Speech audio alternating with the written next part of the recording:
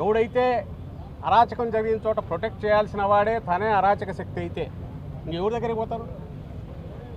ఇది బలమైన political party కార్యకర్తలు నాయకులకే ఈ పరిస్థితి ఉంటే సామాన్యుడి పరిస్థితి ఏంటి?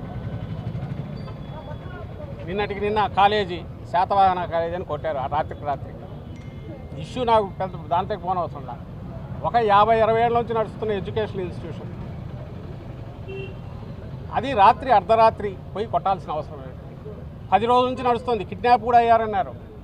ఒక పవర్ఫుల్ పొలిటికల్ లీడర్ టీడీపీకి చెందిన నాయకుడు కిడ్నాప్ చేశారు ఎమ్మెల్సీ అని అన్నారు. న్యూస్ వచ్చాయి. గవర్నమెంట్ ఏం చేస్తుంది? మొన్న తెనాలిలో జగన్మోహన్ రెడ్డి గారు కూడా మొన్న వెళ్ళి వచ్చారు. అక్కడ రోడ్డు మీద పెట్టి కొడుతుంటే ఎవరిని బెదిరిస్తున్నారు వాళ్ళు? పోలీసులు. సామాన్య ప్రజలనే కదా. ఎవరికి హెచ్చరిక చేస్తున్నారు? సంఘ విద్రోహక శక్తులు అంటే నువ్వు వాళ్ళతోనే కలిసి వాళ్ళతోనే నువ్వు ఆర్గనైజ్డ్ క్రైమ్ నడిపిస్తున్నావు. నువ్వు వాళ్ళనే రోడ్డు మీద వెళ్ళి కొట్టుతున్నావు. ఎవరిని బెదిరిస్తున్నావు? దీన్ని చూసి ఎవడైనా పోలీస్ స్టేషన్కి రావాలంటే భయపడాలా? వాళ్ళ కోరిక.